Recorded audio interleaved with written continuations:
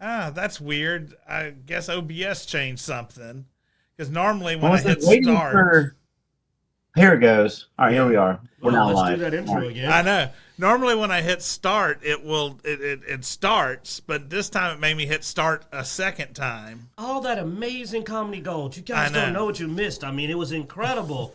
One-liners, zingers.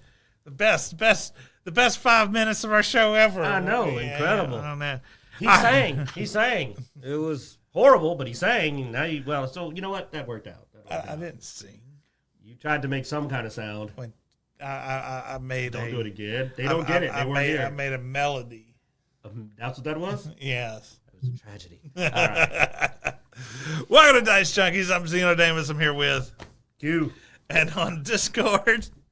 We still have Bloodaxe. Still All have right. Bloodaxe. And as we were saying, And he, struggling with... Yeah, and he won't get kicked off in 60 minutes. Because that was also part of that is Skype's gone and made life miserable for our streaming efforts. So if you've got a better option, please let us know. Because Teams cuts us off in 60 minutes. Discord plays a weird screen tango where if he clicks the wrong thing, you're just going to go black on you or something. And not the good kind of black, like can't see anything black. You know? Well, Discord won't kick me off, but YouTube might. So we'll see what happens. Yeah, he will. All right. Let's get started. Sorry about running a little late, but hey, we got Borderlands news. I know we were complaining about this, and of course, you know the rudeness that was coming out of the Borderlands team with the if you're a fan, you'll pay whatever. Pitchford. But comes to find out, it hit the store and it's $70, not $80.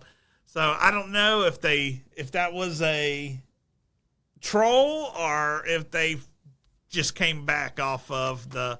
I honestly think it's $70. You know what? I take that back. We must thank Randy Pitchford. He screwed up so bad they had to make the game $70. I think he caused so much bad press for an $80 version of this game that they had to make it $70 to clean up after all the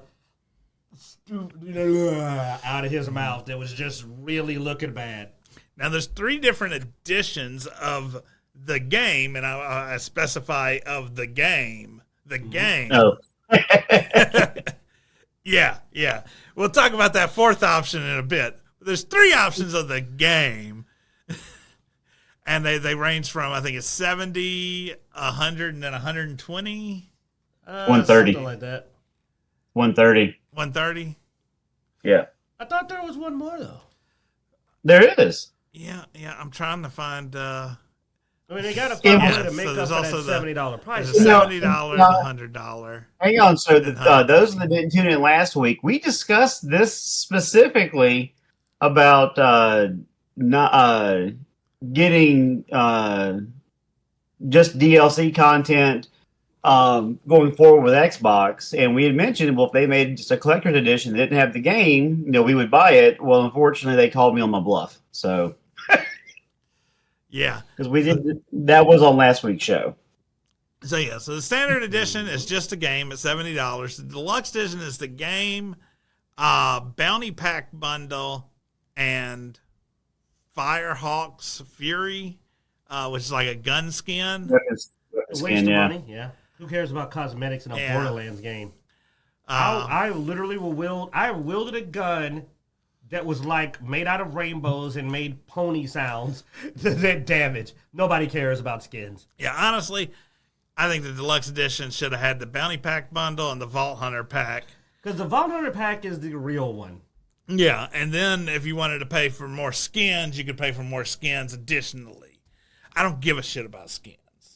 I mean, I'm gonna wait to buy the extra. Yeah, I'm gonna try to get the extra content separately because I'm not gonna buy fucking weapon skins. Yeah. But yeah, so then you get the 2 new playable Vault Hunters, which we all knew was going to be an option. But that's only when you get the $130 version. Here's what's awesome: if you wait until they actually put them out, they'll be cheaper. Because by then the game will have gone out. I don't know. They may put a $30 price tag on just the Hunter pack, and then the a $30 price tag on just the bounty pack. I wouldn't put it past them. Yeah, I think they're going to take so long to get those new Vault Hunters out, though, because last time the game, the Deluxe Editions game was literally half off within a year. Like, Borderlands 3 within a year was half off for the Deluxe Edition. Yeah. And do you think those two new Vault Hunters are going to come out in 2025? No. So you're dumb if you buy a Vault Hunter pack, because by the time it's out, it's going to be cheaper. I mean, it's just the truth. I'm not even trying to hate on them. I just don't believe it's going to come out fast. Normally, if you buy like the DLC pack, along with the game purchase, you're saving something. But here, I don't see where you'll be saving anything because, like I said, I think that's going to be. I don't even think the bounty pack's extra content's going to be available in game release, is it? Because it keeps saying post-launch. Like when I looked at that last screen, it said post-launch, which means you're not getting anything at launch, I think, for this except skins. I believe everything's post-launch content. So all of the extra content. You'll get the skins. Yeah, as I just said. So depending on how fast they get this post-launch content out, it is possible the game will have gone down in price. You will get the one weapon skin. The other, the one that comes with the 120 is also part of post-launch. No, but you also get the Vault skins there for the pre-order. Well, that's pre-order. Oh, you're right. That's just pre-order. Gives a crap about that. Okay, so yeah. So, in all seriousness, here's what I'm just saying. We're going to swing back around, and I'm going to crap myself in humor if I can get this game on sale, and it's like $20 off, and I can get that stuff effectively for like less than half of what everyone else paid. I'm going to laugh my butt by the time it's out. I'm going to be... Me and Bloodaxe are going to take shots on this show. If it's on sale by the time that content comes out, that's going to be hilarious, man. That we're like, oh, we're going to buy the pack when it's like half off. It doesn't. It will not do any damage to you to not pay the $120 now. The only thing that you'll get is if you pay the pre-order, which is the $70. If you pre-order the $70, you'll get those skins. That's the only thing you'll ever miss out on. The rest of the items, you can buy later, and it's so if and the game, gonna be, which honestly, and I disagree. Game could suck. I believe both of those two things, $49.99, which is what they're costing now. And even if we can get, if me and Bloodaxe can get the Vault Hunter bounty and the bounty pack for $49.99, we still win because we got to decide if we wanted it before we bought it. Right, Bloodaxe? We got to decide. We got to go. All right, I think I'll throw a little more money in this. Like we I remember when Borderlands 3 came out, we got it after it had been, I guess, on the 1-year moratorium on the Epic Store or whatever the situation was. We couldn't even get it on console back when Borderlands 3 came out. And we paid half price for it then. And that was for the full Monty. Well, that was for the core game. And then the DLC, Handsome Jackpot had already come out, and I think Love, Guns, and Tentacles had already come out. So, out of their 4 DLC packs, half of them had already been released. But also we got half off for the whole, we got the edition where we didn't pay for any of the other stuff. We got everything as it came out as well. We got like the deluxe edition. Yeah, because it was a $100 plus version, and we got it for like $50 or $60. I did not pay for any of the other DLC. It all just came out and was automatically ours. I remember that. And then we bought the director's cut. Yeah, I think we did buy the director's cut. And that was full price. But on this, I don't believe there's going to be a markup like Zeno's saying. I believe it's going to be $50 for the content later. So might as well wait and see, because I don't want to get another Wonderland scenario. What if you look up and you find out the extra content is just a bunch of really crappy rooms like they did in Wonderlands? They did it before, and they had the nerve to call that a commercial success after how they screwed everyone over successfully. But still, you think they would at least go, let's not brag about how good we got people on Wonderlands. But no, they were like, we kicked butt on Wonderlands. We got them. I'm like, okay. Yeah, they may have sold them a lot of units, but the replay, I guarantee if you look at Steam now, Borderlands 3 has significantly higher player base than Wonderlands. Now, the interesting thing is that if you think you're not getting a lot potentially with those deals, I was informed by Zeno about 30 minutes ago that there is something that's a bigger screw over than Wonderlands at full price, which I didn't think was possible. Yes, you can spend $150. Oh, you should get even more for that. Get all these cool things, but not the game.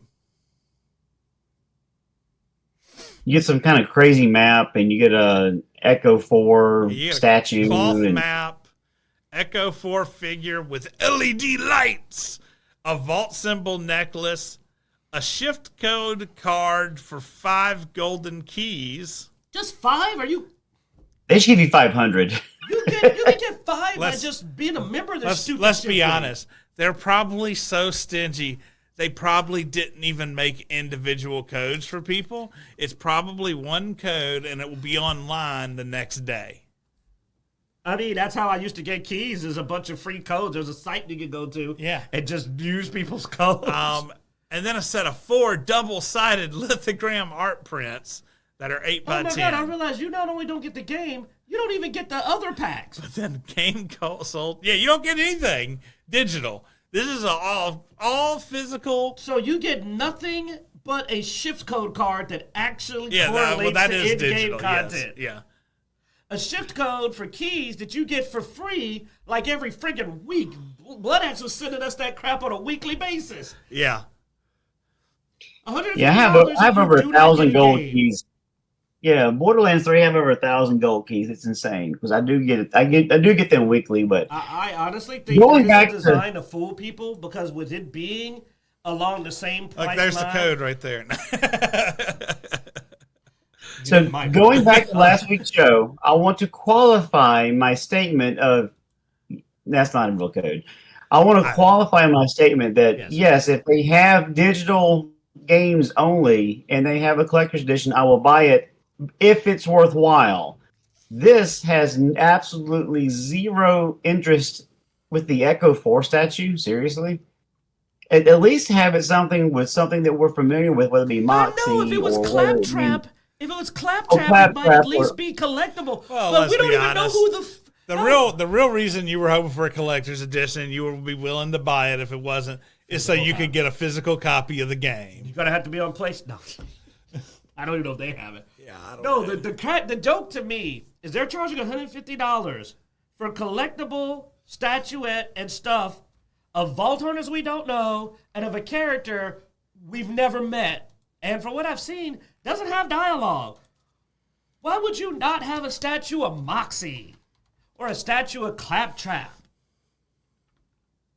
But that's a lot to pay for something you have no connection as of yet. Worse, you then got to go spend another $130 to get the freaking actual game with all of its content, which puts you at a whopping $280, a.k.a. with tax, over $300.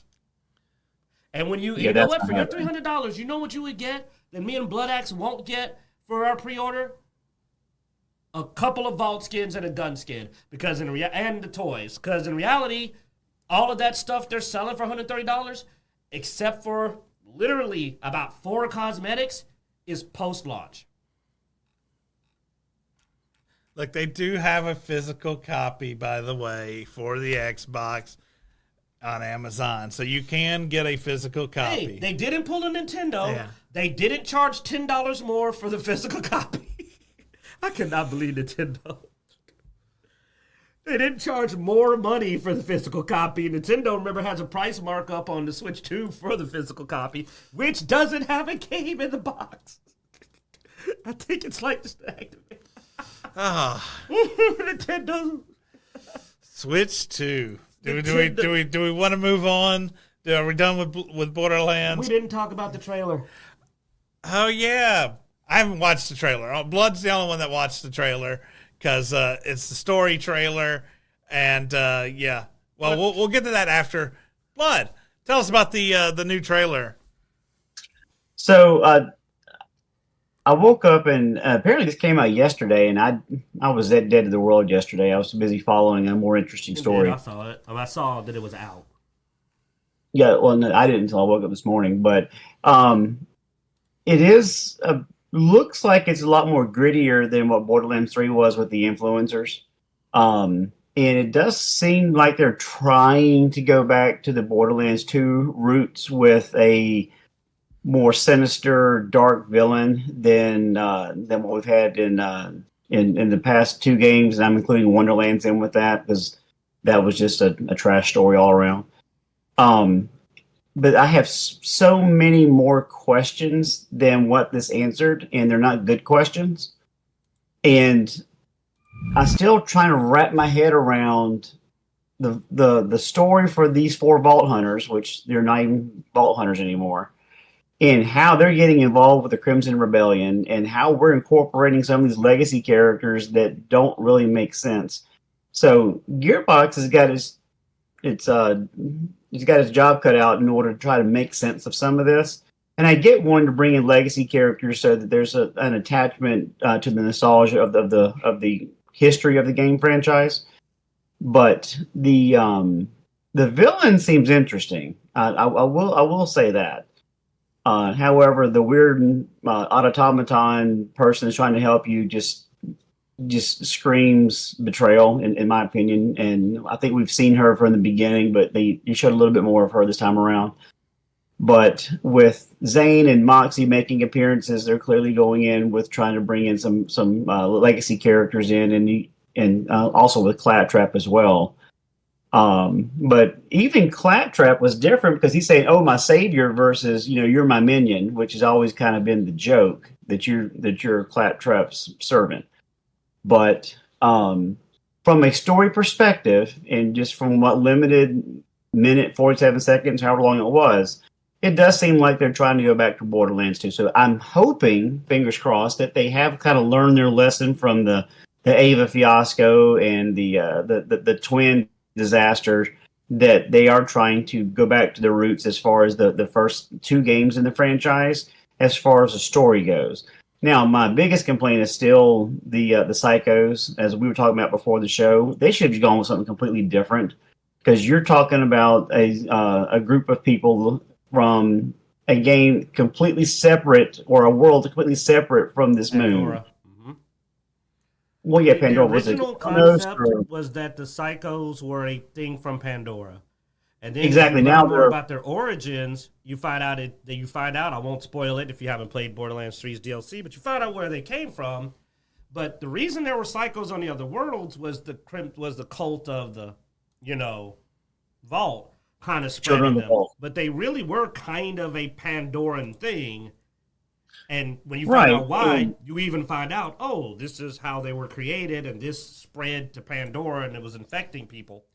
So now it's the Rippers, when they rip out the whatever his name's device, that they put a mask on him, and now you're a Psycho. And some people have been saying this is a soft reboot. And I'm not talking about random. I'm talking about some of the streamers are saying that this game seems to be kind of soft rebooting Borderlands 4, given that it has kind of its own origin for the Psychos. My big thing is this. I didn't watch the trailer for one reason. I've been following the game closely, looking at skill trees. I follow games like this really closely. I like to know what I'm getting into. I did the same thing for Tiny Tina's Wonderland. And I can assure you that the trailer for Tiny Tina's Wonderland gave no warning about what they were doing with that game. We're not going to go full into it because me and Bloodaxe can get ourselves in a lot of trouble complaining about that game story and some of the choices they made for the population, how they populated the game. But the point is, what we got and what they advertised was wildly different. It was so prevalent that it literally changed the nature of the game. That I'm like, this is something you probably should have been transparent on. Similarly, I feel that way even about Borderlands 3 and the Calypso twins. I did not know the Calypso twins were going to be that stupid and that bad. So, yeah, trailer probably makes the game look really good. What you may actually see, all I'm going to say is this. I found out that the people, all this gameplay footage was under heavy embargoes, and they're still not being allowed to show as much footage or tell you everything that they experienced during the gameplay. And I realized something. Zeno, well, yeah, each of the people said that there was also a guy basically right over their shoulder that would go, no, go this way. And here's the thing. I want you guys to tell me this too. This is a genuine, honest question. Don't favor me on this. How many games can you remember that had heavy embargo rules that ended up being a really good game? I mean, Is there every one? game that does usually does pretty heavy embargoes. So I mean, I don't see that as a indicator. Okay. What about you, Bloodaxe? I can't think of one where there's a lot of embargoes because most of the games nowadays we have like public beta and alpha and or even pre-release, and we're able to stream on all the content. Most of the time that I've seen it, it's been games like this to where they're trying to protect the audience from finding out or the gamers exactly what they're getting into. And maybe I'm just jaded because of some of the games we've gotten recently that have been absolutely trash fires. Yeah, I mean, And recently I would say not many, but I mean, I remember, Fallout 4, Skyrim, they all had heavy embargoes for people who got the pre-play. Most of your AAA games, the thing is the reason we haven't had really many AAA games that have been good, and more of the independent stuff don't tend to have embargoes. Hell, they have early releases where you can play the game before it even is out. So And that's why I'm noticing that pattern. But I'm just thinking about when I played Where the Winds Meet, they were like, "Yeah, dude, show whatever you want." And I mean, but Where the Winds Meet also was out already in another You didn't let me country. finish. So I was gonna go down a list of games. Jesus. Like Black Myth Wukong, I was able to see a lot of gameplay. People were allowed to say what they want. When it was coming out, when they were showing their footage, they showed their gameplay. It's like I just have this knee-jerk reaction, especially with we're 3 months away, and there's still that like doing that. It would be different if it wasn't for Tiny Tina's Wonderland and Tales from the Borderlands 2.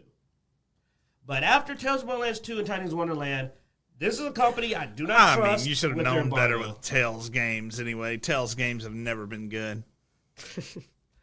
But so I'm just pointing that out that I'm a little bit gun shy because I'm like, dude, you need to restore people's trust. You might need to be a little bit more transparent. And the fact they're still not being transparent, the fact that we still haven't seen the other two Vault Hunters gameplay, again, 3 months out, you're only letting people play 2 of the Vault Hunters.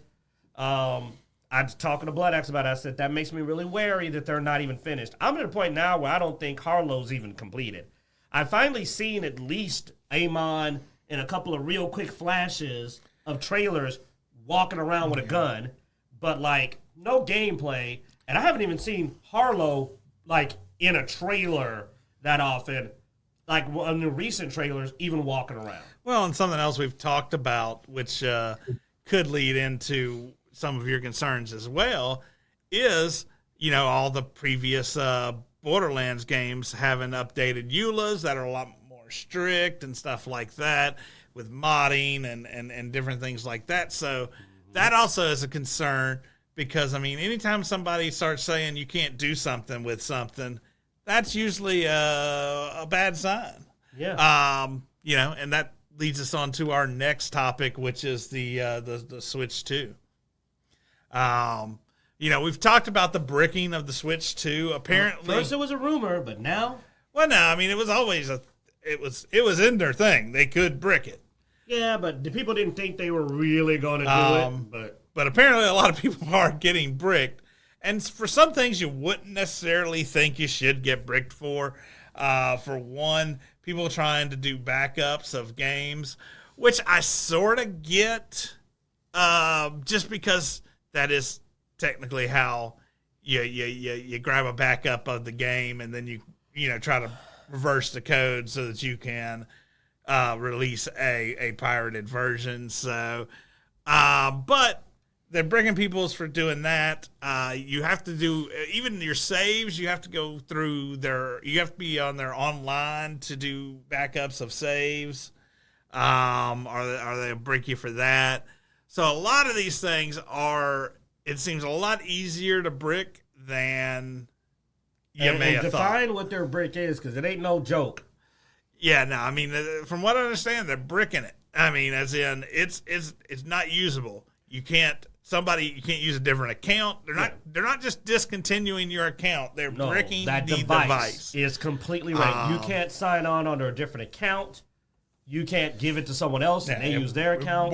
It won't. The device is just done. It won't boot up. It won't go online, to my understanding. It won't get any kind of online at all. Even if you wipe everything and format the device, like one guy wiped his account out and tried to put a new account on, no, won't go online. So, and it's even for something as simple as they said, backing up your save games. Yeah. So, Nintendo's not playing. They will take that $500, slap you in the face with it, and go, sucker, and destroy your equipment that you paid for. Yeah, they ban your console from Irreversibly. online play.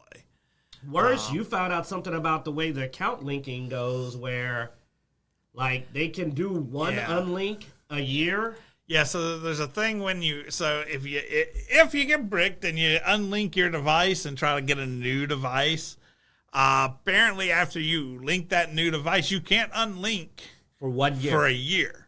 So even your account can only do this once a year. So if you, and here's what's messed up. They don't care why. What if you had the device get destroyed? Like something actually happened and you bought another Switch, but then something happened to that. And let me tell you something. As a dad of an impressively destructive son, going through 3 Switches is a thing he can do. Guess what? Screwed. They don't care. Well, You're not putting I another wouldn't device say on that. the account. I mean, most of these, I've seen this type of thing before. Usually you can contact support and be like, hey, this happened. And then they can go and manually reset your link and stuff like that. But it's a pain in the ass. And that's saying they might do it. I don't know. We haven't, there's no way to say that's for sure. It's just this level of strictness really is concerning. Like you said, with destructive kids or, talking about the bricks. Well, we remember the old days of IRC chat and stuff like that where people will troll. So what happens if somebody finds a way to message you a link that Download something or even just sends a signal to Nintendo to make it seem like you did something? We know hackers. We know trolls. They'll do it, Hey, click this, man. It'll fix your game. It actually mods all it takes is somebody figuring out a way to abuse this system. And let's be honest, we have not had a good example of support for a lot of these companies that do this. They don't want to talk to you. They don't even want to tell you why they bricked your thing half the time. That's why you said call Nintendo, and I'm like, dude, we covered on this channel people like horrible experiences trying to contact Nintendo. Horrible experiences. I mean, I'm just saying, there's that option that may be there. I just didn't want to completely. You're right. Now, it may be there. It's probably not. Like I said, a lot of these companies, when they ban somebody or do something, they don't even want to tell them why. And then they claim it's so that, well, we don't want you to find a way around it, or something like that. It's like, what if it's not, And here's where my thing comes. Well, no, let's get Bloodaxe over. Well, one thing, I did say this last week, Flynn, I don't know if you were here, but yeah, no, that's the solution. The solution is these companies that are doing this crap, we just got to quit buying it. Put your wallet where your mouth is. Yeah. Blood? No, I agree with Flynn. And as I was putting in the chat, this is probably the first Nintendo I will not own. Even back from the 80s when the first one came out, I had that one. I was one of the first kids in my block to have a Super Nintendo. And I remember when the N64 came out, they had pallets in Walmart. And I just happened to walk over there after work from one day, and I picked one up during Christmas. So I've always been a Nintendo guy. But like Q said, with my kids that are either absolutely destructive or they say stupid shit. I can't tell you how many times I've gotten emails from Xbox. Oh, by the way, this child account on your parent account has been banned for 3 days for saying something stupid. So I'm not going to drop $500 and then pay $80 per game for my kids to say something asinine, and then next thing you know, I'm out $700-800 on a console that I can't play anymore. Furthermore, I mean, if you have a situation where it gets stolen and you buy another one, and you have a house fire. I mean, back to back to back. All those things are reasonable, and yes, you may be able to get on the phone with Nintendo, but it's up to their discretion. And depending on how they're feeling at the time, they may or may not help you. Versus my Xbox, I can go to any console, log in, and get all my cloud content and play. So, I think that Nintendo is definitely on their high horse, and the choices they're making, they're going to suffer financially. Now, there's going to be the hardcore fans that will buy every Nintendo regardless. But for the fringe fans or the gamers that get it for their kids or for nostalgia purposes, no, we will put our money someplace else. I'd rather pay $130 for Borderlands Deluxe than I would pay $500 for a Nintendo Switch 2. How much are there? That's how I feel. And I actually mean that. As much as I feel like I'd be an idiot, I feel like you know what? I feel like I pay $130 for Borderlands 4. As long as I don't pay $150, I will get Borderlands 4. Gotta make that decision. If I pay $130 specifically, I will at least get it. And you know what? It's not Redfall. They will put out the Vault Hunters. Until Borderlands 4 bricks your game because they think that you're modding or doing something they don't want you to, which they have in their EULA that they can do. If they really cared about that, they'd have done it. I have bullcrapped lately on Borderlands 3 so bad. Oh, you downloaded mods? No, just going in and being like, well, as I told Zeno, I found where the save files are, and I'll just leave it at that. Gotcha. But, hey, man, I farmed thousands of hours on that game. I ain't farming another 1,000. But my point is they didn't. I actually wondered, because I didn't care. Like, I played so much Borderlands that they did break my Borderlands game. I'd be like, okay, but here's the difference, too. That's a game. That's a game. That's not your effing entire console, and thus, technically, your entire digital library to a degree. Because you need a device to get to your games. If you buy Switch 2 games, you need a Switch 2 to play them. So if your device gets bricked, and those games are not linked to the console; they're linked to your account. Yes, but you need the console to get to them. Yeah, I know. But if you can't 2. link your account to your console, then you can't get the access to the game. And you only get one strike on even getting another one for a year. You can create another account, but then you don't have your games. If you create another account, you're still going to need a new Switch. Yeah, and you need a new Switch. So you lost all your games. Now, before we go, and here's my comment on this. What gets me about this, why this is stupid from a business perspective, is that, to my understanding, they don't make the money on the consoles. Nobody does. They make the money on the games. By bricking the peripheral. Well, and the licenses. And the licenses. But by bricking the peripheral, you're preventing people from buying any games whatsoever just to potentially stop them from doing a little something they're not supposed to. But aren't you losing net on it? Because here's the thing. Now, while Bloodaxe is right that they're a hardcore fan. What you're saying is actually the reason why a lot of these companies have these strict rules on their consoles is because they are losing money on the consoles a lot of times. So people will buy the console, then try to modify it in a way that they don't want, utilizing the hardware that technically they're losing money on in a way. That's how they see a lot of this stuff. I mean, we saw this back when the Xbox One was probably the biggest abused of this, is the Xbox One lost tons of money on that hardware. And so people were buying Xbox Ones, wiping the Xbox console off of them and using the hardware as Linux boxes and stuff like that. And that's what I think they're trying to stop. I'm not gonna do that with a Switch too. No, I mean, dude, handheld PCs are becoming a big thing. And the modding community is out there for these handheld devices. If somebody could buy a Switch 2, which supposedly has pretty good hardware, and then modify it to be a PC deck of some kind. Okay, so back to what I was saying, though.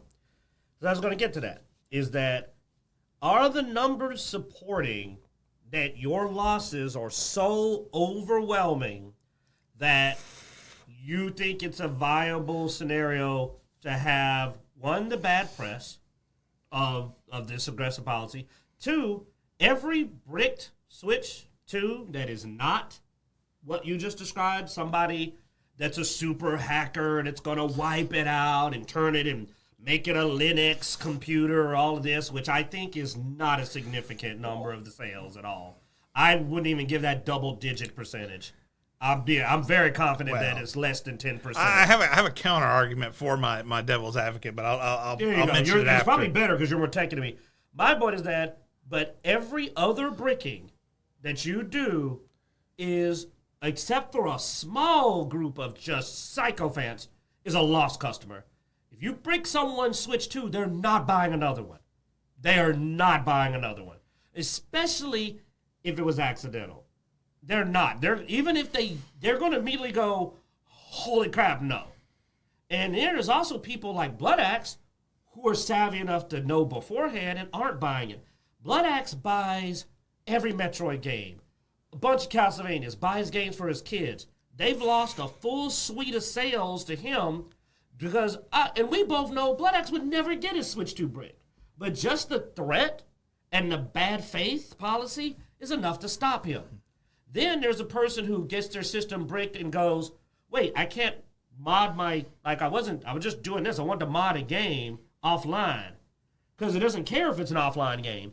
Now I've lost 600, but no, I'm not buying another one. I'm never buying another Nintendo device again. I'm going to go get a Steam Deck or a ROG, which lets me mod stuff until I'm blue in the face.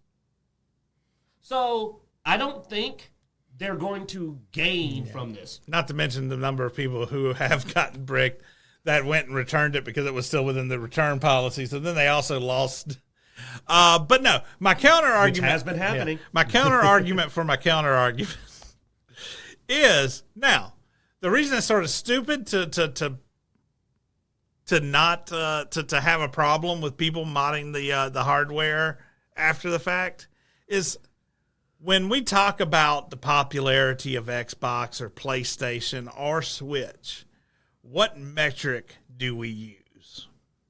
Steam. No, I'm saying I'm thinking of games. of the console.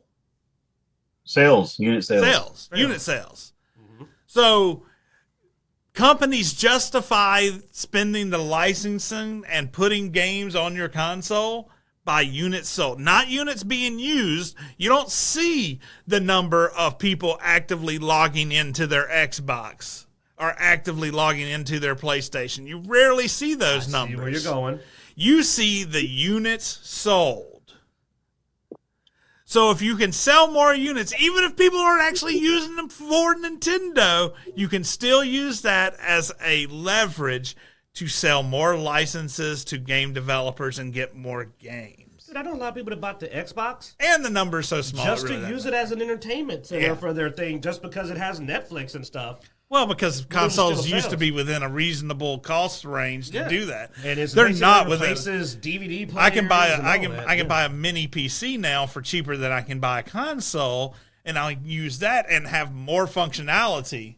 And nobody bricks your PC. Because you can buy a mini PC now for about $200 that will do HD video playback. And they don't brick you. Yeah. And on top of that, then you have a web browser. You can hook up a mouse and keyboard so you can browse the web on your TV easily. You can, which is harder to do on consoles. And they don't brick you. And yes, they don't brick you. I cannot emphasize how much I can't. Yeah, you don't get bricked. I've already told you, I'll go to jail. I'm burning down the headquarters. I'm just amazed they're even that ballsy. Now, the last thing is, there is a theory, hypothesis that this is going to trigger some kind of class action. They don't think that EULA holds up in court. I don't know if that's true, but a lot of people are saying, too, that EULA cannot possibly hold up in court. I would like to see that. If that happens, I would like to see more of these EULAs actually get challenged. Yeah. Because win or lose, I just want it to hit the public eye. Because normies don't check the EULA, but if they knew that the EULA was that restrictive, that I'm paying all this money and I have no authority over the device at all, they would probably be like, I don't. What about this company? Oh no, man, you can buy our device, do whatever you want. Oh, okay, I'm over there with these guys that say I can use the device, and they're not going to do what you're doing. Well, you're basically telling me I'm paying you a bunch of money for literally nothing except to be able to play at your suffering. Yeah. You allow me to use this as much as you're willing to allow, for as long as you're willing to allow, but only the way you're willing to allow. Yeah. They did challenge. Flynn does also make a point in the third year consoles. Usually the hardware gets cheaper, and they do start making money towards the end of the console sales, which a lot of times is when you see a lot of the mod community come out and modding these consoles, because they that's when they become more available as well. Except that we know Nintendo doesn't like to lower the price of anything, and by the third year, I think most people are trying to say, Blood. Oh, go ahead, man. Well, I mean, Xbox just raised their prices of their consoles. So I can't believe that. Even if it's cheaper, they're making more money. But no, going back to the EULA, they did. That couple did challenge Disney's EULA for the whole Disney Plus subscription when the guy got hurt at the had an allergic reaction to one of the things he ate in the theme park. So. Even the heavy ones like Disney, who has probably more lawyers than we have politicians, they're not foolproof. And while that is a little bit more of an extreme case, the modding or making poor decisions on a Switch might be harder to fight, but it's not impossible to fight. You're right, Bloodaxe. There's still no Disney. Because, oh my God, I can't believe Disney had if you sign up for our streaming service, you give up your physical right to sue us if you get injured at this other location that has no correlation to the streaming service. And you cannot sue us for perpetuity. If we injure you. They weren't even a member for a year. Their subscription ended a year before the incident happened, and it was like Infinitum. It was like Infinitum. If you've ever had Disney streaming, we own your butt when you come to our park. We can shove you in a suit and make you go dance as Mickey if we want to, and not pay you. It was literally the South Park episode about the Apple device where the EULA just signs you into straight slavery, and you're like, is that legal? Oh, all right. I love that nobody can beat Disney for Disney evil, though. Like, I got all this we're talking, and then Disney just goes. Speaking of game modders and stuff like that, we do have some news on mods, which Nexus Mods, one of probably the biggest modding sites out there and oldest modding sites out there, has announced that the original creator is stepping down and has sold off basically Nexus Mods, and there will be new management. Now these people have sort of been there for a few years already, and as me and Q were talking about how Nexus Mod had gotten sort of political and banning certain mods and stuff like that. That sort of started happening over the last few years.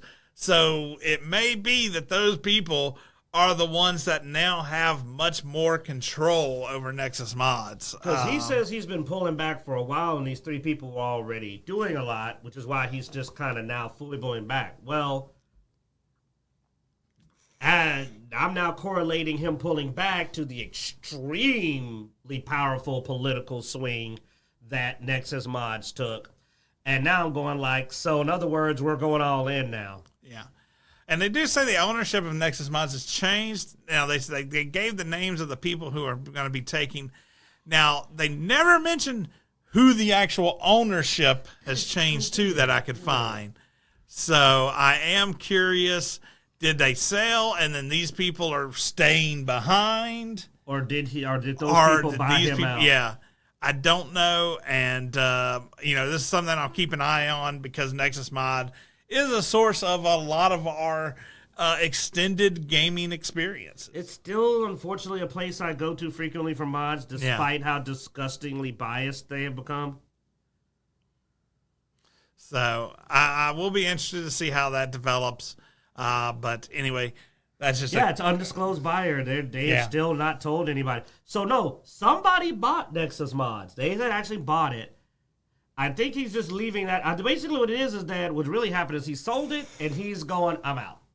Now, the new owners may go get rid of those 3 real quick because I'm going to be real. If you want to talk about replaceable, those people, you just need anybody that can maintain the site and servers. That's it. They're not the ones that make the mods. They're the most replaceable staff I've ever seen. So, new owner, he may have did that, but the new owner may immediately step in and go, all 3 of you, get the hell out. And if he does, I will be quite on board. Even though I am normally against people getting terminated, I also feel sometimes you fire yourself by your choices. Yeah. All right. Now we're going to move into to TV, movies, and stuff. This is something I saw that I found. What's that? So you're getting away from toxic gamers and something more toxic? Yes. Not yet. We're working our way around to that. We got degrees of weird. Yeah. So John Berthal's The Punisher will join Tom Holland in Spider-Man Brand New Day. So this is the 4th Tom Holland Spider-Man movie. We had Iron Man as the link for so long. Of course, Iron Man is out. So now they're going to have The Punisher. Now this could... Iron Man's not out. He's going to be bad. Well, this could be good, could be bad. I remember Punisher and the Spider-Man comics when they were together were some of my favorite comics because it just had this really interesting dynamic. Yeah. But John Berthal's Punisher is a real grown-ass character. I'm really curious how they're going to spin this because I feel like we're either going to get a really weirdly dark Spider-Man that's not really in tune with the Tom Holland Spider-Man, or we're going to get a really light Punisher who's not in tune with the John Berthal Punisher. I don't know how they're going to make this work for a movie. Especially because I know Sony's really particular about their Spider-Man brand since it's doing really well.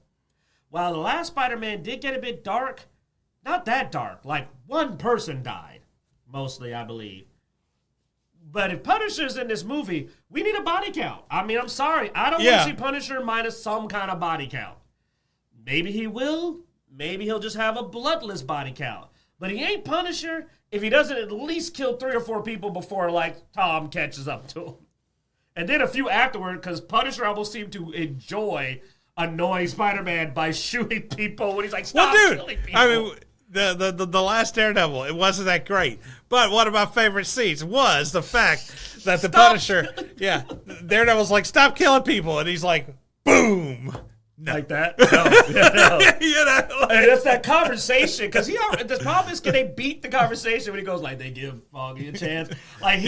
Punisher, tore Daredevil down about the, really. Punisher was the best part of the whole Daredevil series. Yeah, really. But, he did so well these guys, really, these guys.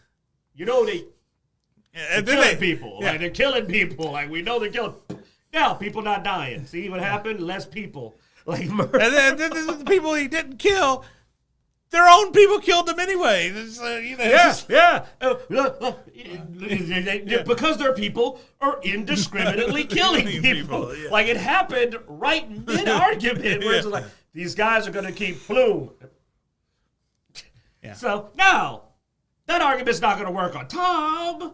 So, I really wonder how they're going to do this, because it's going to be actually, my villains aren't prone, other than Green Goblin.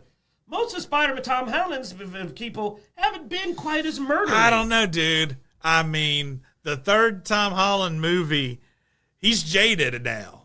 He's pretty jaded after that movie, so it may... I'm just saying that they ended murdery villain. They ended it in a don't be murdery, Tom. The other Spider-Man were Tom, hey, don't be murdery.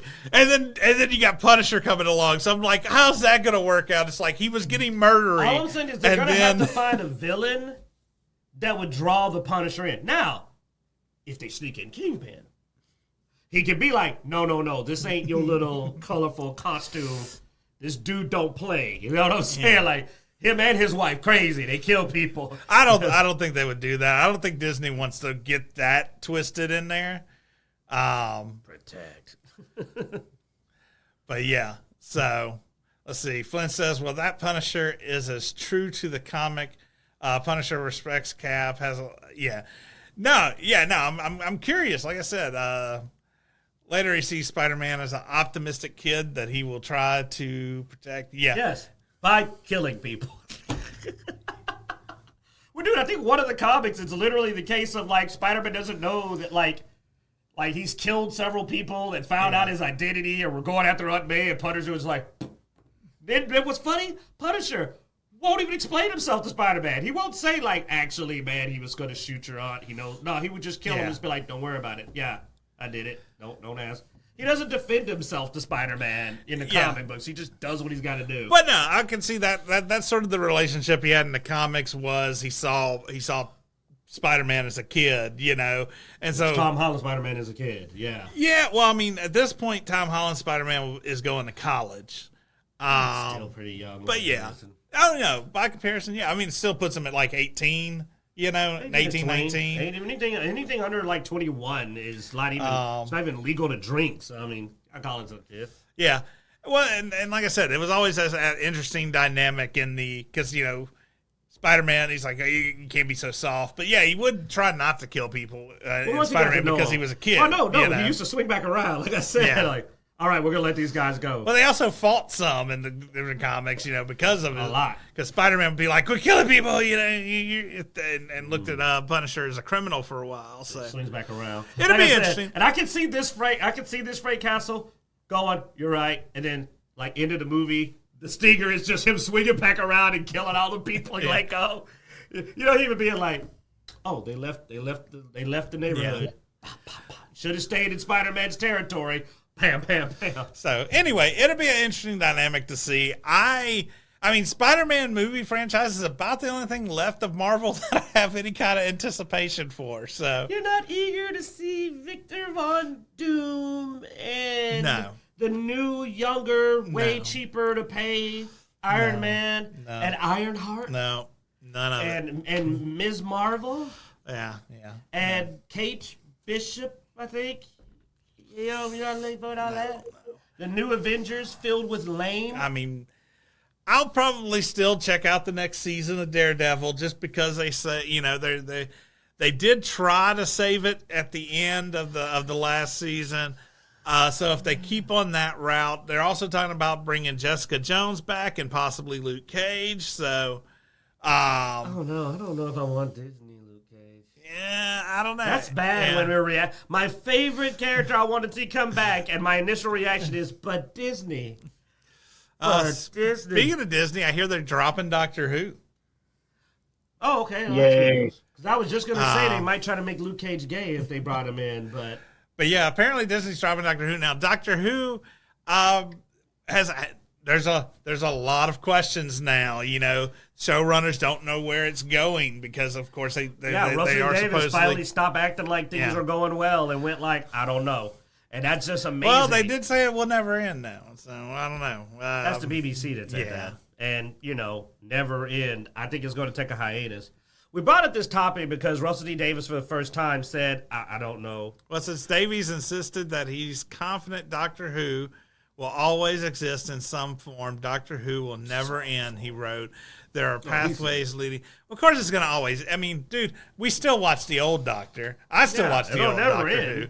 You know, I own copies of the fourth Doctor and the first and the second, some of the third. You know, I mean, what you can get your hands on.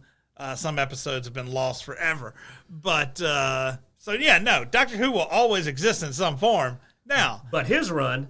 As far as new Doctor Who, I don't think there's been any new Doctor Who for years. They didn't stop at the fourth Doctor? I heard rumors they were considering David Tennant, but then he suddenly went completely batshit crazy and they decided not to. Yeah. Anyways. But yeah, so... It seems like even the showrunners aren't really sure about the future of Doctor Who now. Well, dude, I mean, it actually got even worse. Like, the numbers are so far below the last season of Jodie Whittaker that this is the absolute worst run they've ever had. And the second season is, like, just going. Like, they're hitting all new lows. And the gap is, I think, 4.9. Like, it's just getting bigger and bigger to other seasons, the gap of worst. And, I mean, that's a real blow to Russell T. Davies, who had a good tenure. He literally came back and is now making the worst Who ever.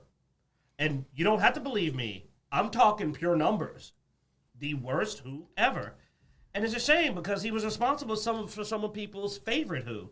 But, again, nothing new to Disney, because Disney's taken their best stuff and made the worst stuff they ever made out of it. Snow White, all of that. So, for Disney, Disney's where things go to become the worst thing ever. Though, there is an exception. We may be about to see the worst thing we've ever seen ever. And I never thought somebody could make a worse incarnation of what was already considered like a D-tier trashy movie series. But this trailer is freaking god-awful. All right, so they released a Red Band trailer for the new Toxic Avenger. Avenger, not Adventure. Avenger, that's what I said. I mean, you know what? This isn't Toxic Avenger. This is Toxic Adventure. Let's go with that. But yeah, the Toxic Avenger it's listed as 2023 because I guess it was supposed to come out back then. That sounds about right. Or they probably did like a one of these indie films festivals and showed it back in 2023. But it's finally coming to, I guess, theaters. They made an interesting choice for the movie. I mean, yeah, Peter Dinklage as the Toxic Avenger. Also, dude, this cast, I mean, they've got Kevin Bacon, Elijah Wood. I mean, so many recognizable people in this trailer that it was pretty shocking. But I don't know, man. There's only one miscast for me. Unfortunately, it's the main one, because I don't know why they went with Peter Dinklage as Toxic Avenger. But you know, I mean, maybe it's a passion project. Maybe. I doubt it. I think this is what Peter Dinklage could get after he messed over the Seven Dwarfs. That Flynn's saying in the chat, I don't take Red Band seriously at most movies showcase. No, it does. The makeup is pretty bad. I mean, honestly, I kind of think this looks worse than the original makeup, and that's something. And that was just a dude painted green with a mask on. Yet somehow it looks really I don't bad. know, man. You couldn't do Toxic Avenger and it not have cheese, though, man. It has to have cheese. Yeah, but they could have at least got it where he isn't in a completely rubber muscle suit. Like, it's a bit much, amazingly enough. I never thought I would go, these special effects look bad for Toxic. Now, the gore looks amazing. But they're even trying to be more serious. He's like a father, a struggling father. And I'm like, the Toxic Avenger is a dad? You know, that's an odd scenario that they're going with. But I guess the joke is he's a midget. But I don't think that's a funny joke. to me. Can't say that, they man. made him dwarf. They made him a dwarf. So I guess they can do a bunch of dwarf jokes. I don't know. I would have preferred they did like before. You get yourself a little scrawny dude. You know what I'm saying? A little scrawny nerdy dude. And then you have the hero played. You just go get the biggest wrestler you can find. Like, you go get that one dude, the one dude with the huge forehead already, the big dude. It kind of looks a little unique. He looks like he kind of might looks be a little unique. He's got a Neanderthal forehead, but that would work here. There's a big wrestler dude that would just make perfect for this. It's just literally he's just like, Yeah, just pull an Incredible Hulk like a Lou Ferrigno and really go cheesy with it. Yeah. But you know, a 4'5" Toxic Avenger is not going to scare anybody. And making it so that the bad acting's part of the joke, because you know wrestlers tend to not be great actors, so you get just a big dude. I'd rather they had got John Cena, Batista, to to play it. Yeah, I don't remember everything about the old Toxic Avenger movies. I want to go back and rewatch them now. I have them somewhere, I'm sure. Because I mean, I used to be a big Trauma guy. Watching Romeo and Juliet, and Toxic Avengers, Killer Tomatoes, all that good stuff. That one was good. Oh no, I watched all the Traumaville. That's the guy. I'm gonna see if I can get his name. But see that forehead on that guy. I'm telling you, boy, that's a. Is he even alive anymore? Yeah, that dude's still wrestling. I think. Hold on, I'll find him. Keep going. But anyway, so it's a thing. I mean, I'll probably give it a chance, man. It's Toxic Avenger. Trauma Pictures is involved. Alongside some other film company, so it's not just them alone. Obviously, they've got a budget for having the actors they have in it.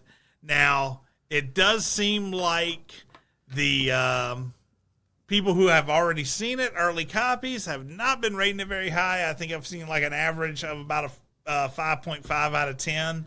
So the other thing too is that we'll see for sequels. One of the other things I brought up was that like he's 56, man. Like he's not gonna be able to do it. I think it's the Great Khali. Yeah, I think that's the Great Khali is that guy. Like I think the Great Khali would have been a hilarious choice. Wasn't he in The Longest Yard? Potentially, but he is huge, and I think the Great Khali would have been an awesome. Like, yeah, here it is, the Great Khali. The Great Khali would have been hilarious. Keep the bad accent. Like, for some reason, he's got an accent now. Doesn't make any sense. That would have been funny. That is like, he went from this guy who talks completely, like, nerdy, but he's, they're like, they took a lot of the classic Trauma tropes with the exploding heads and blood and gore and all that. So it does seem like they're trying to stay a bit true. I think they're gonna be challenged to make the action scenes. The joke of it's a midget exploding people to pieces will be funny about the first 3 or 4 times. I don't think it's going to be funny about an hour and a half in. I think the joke's going to wear off that he is a dwarf, and that he's got super strength. And I think the novelty is going to wear off. I'm just being realistic because in the trailer, the first couple of shots were cool, but by the end, you saw me. I was like, okay. Like the novelty wore off fast. And if it wore off fast enough that in the trailer already was like, all right, I think it's going to wear off the same way when you're watching it. And then at that point, you've just got a subpar Toxic Avenger movie. That's my opinion. Now, who knows? It may be hilarious, but you said the reviews are not high. And the people that go to see this would be Traumaville fans, and we've got a really low bar. You know what I'm saying? Like nobody goes to see a Traumaville movie expecting grade A. But... so if you're getting a low review on that, that means you somehow missed the trauma. And honestly, it didn't have that Traumaville charm. I don't know. I didn't see any humor that I felt landed. That Traumaville style. That campy Traumaville style. Probably isn't even campy. I mean, it's probably gory, but I bet it isn't campy. Because, they're probably scared to make a campy movie these days. I don't know. What's its ratings? That's a good question. It's unrated. Are you talking about the... But what for what, though? Usually you can go see what's in it. I mean, it doesn't have to be campy, but... well, no, it's unrated, so it doesn't... Oh, it doesn't say what the content is? That's weird. They usually have some content. Not with unrated. Not with the red bar, no. I consider Peter Dinklage a very fine, serious actor. In a lot of ways, he's a very poor choice for this. I'd rather have seen Hornswoggle, who's probably funnier. I don't think Peter Dinklage does... he's so much of a kind of serious actor. I don't think he does laugh at the dwarf well. And honestly, I'm not interested in that. I don't think dwarfism's funny. I'm freaking 46. Grew out of that when I became an adult.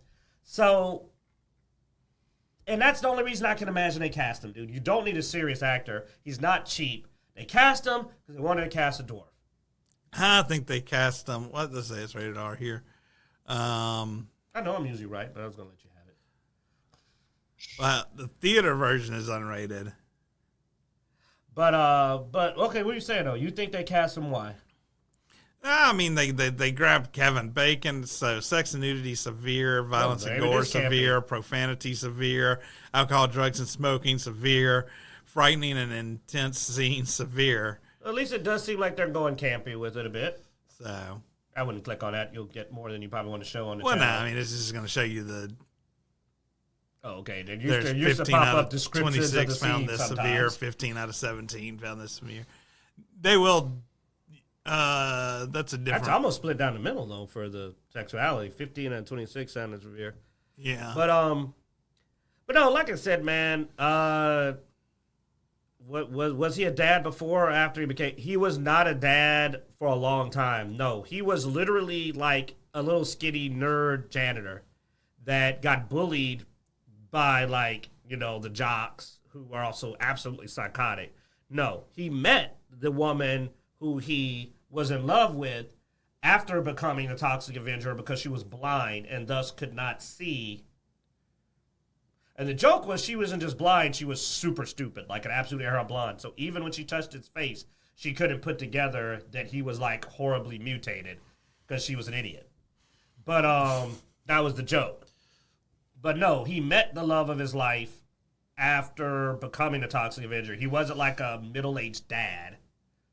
Because it makes it kind of more messed up. Like I said, it gives it a weirdly more serious tone because its kid's dad is now mutated. I'd imagine that he's probably got to go to an orphanage. You know, like it's making me think of stuff I'm not supposed to with a trauma movie. I'm not supposed to be worried about what happens to the kid in a Traumaville movie, but he has a kid, and I'm a dad. That worries me. Who's paying the bills? Toxic Avenging doesn't pay. I don't know. I mean, if you kill somebody, steal their wallet. And take it where? You saw what he looked like. Like they're making me ask questions that I didn't have to ask before, and that already means they failed. I'm actually because there's a child. In no way does Dicejunkies condone killing or stealing wallets. All right. That second part. But pushing it on the second part. We do not condone killing. Or stealing looting wallets. Okay. Officially. But looting is another story. I don't condone looting. Only in GTA. I won't confess to looting. All righty then. Last topic we have. Oh, you always got to put in something to put Bloodaxe to sleep, don't you? Yep. This is our anime reach out. It's only one. It's only one anime part. This is an anime we've been watching this season that I'm surprised to hear they're actually doing a second season, but I'm also excited about it because it's actually a pretty fun anime. I like older MCs probably because I'm older now, and so it's cool to see Country Bumpkin to Master Swordsman season 2. Yeah, I am starting to get fond of old, especially serious ones. Like we had one about the one where the guy becomes the adventurer, but that one's a little bit more goofy. But he's a pretty serious character, and he's interesting. I do like this anime. And honestly, the biggest issue we've had is we've watched really great animes that never make a second season. We're still waiting. Mm-hmm. It's almost like they flood the market with first seasons, and then just if it didn't blow the absolute heck up, they don't. And because they're flooding the market, they don't do what they used to do, which is they would put out the first season, but they're already working on a second season, so you get the second season quickly. Well, now they just kind of flood the market for seasons, and you might have to wait a long time because they don't start making the second season until they see if I don't know. That's sort of been going on for a long time, man. I mean, they made animes where they were already like, we're working on the second season, and the seasons come out. But that was usually because the manga or something like that was really, really popular. That's true. But I'm optimistic. I'm glad it's getting a second season. All right, and I hope that we see a few more because there have been some really good. Yeah. No, it does not. That's why we like it. He's a good swordsman, but he's not broken. There are a lot of his students that are into him, but he firmly goes, no, like you were my student. I'm old enough to be your dad. Well, and there's a pretty hard line drawn. And a lot of them is instead of like some of them see him as a romantic figure, but then once you dive deeper, it's like I just really want to be happy because he's just been Yeah. You know, and if I can make him happy, I'll do this. But if I can't, then I just want to see him happy. They lean way more toward him as a father figure than a surrogate father than that. And they do a pretty good job.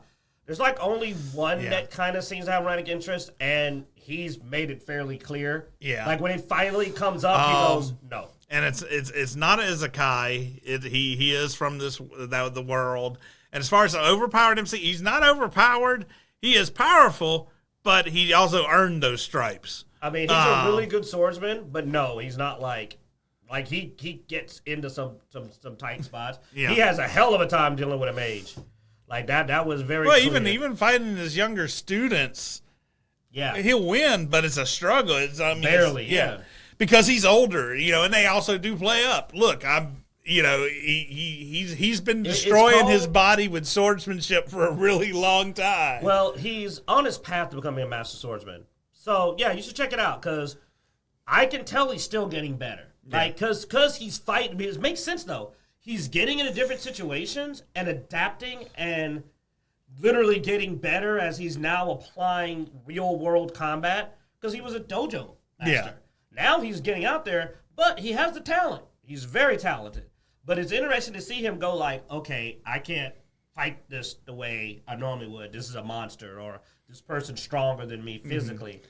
So he adapts. It's really fun. And he uses the techniques that he was teaching to adapt. Yeah. He's like, oh, well, this technique, you have to use it in this way, And he keeps catching. The reason he beats a lot of people is because of that foundation, man. He'll go like, nice idea, but you have an opening off. Here. You need a lighter left-handed weapon. It's dragging behind. I can tell that you're not ready for that weight on your leg. And it's really good if you love swordsmanship, because I've heard a lot of people who are into swordplay have said it's very well executed. And even I've looked at it and said, I love the very technical reason he wins his fights. Mm-hmm. Instead of just open tag. It's like, no, he actually went, right there. Here we go. That's the opening. So, anyway, thought it's cool. It's going to be the second season. And with that, that's all we got. So, thanks for watching. Be sure to go to Dicejunkies.com, where you can find links everywhere we are online. Twitter, Twitch, Instagram, Facebook, all that good stuff. And be sure to like, subscribe, and hit that notification bell on our YouTube channel. And as every week, we hope you enjoy. By the way, 11 minutes ago, we would have got kicked off. Yeah.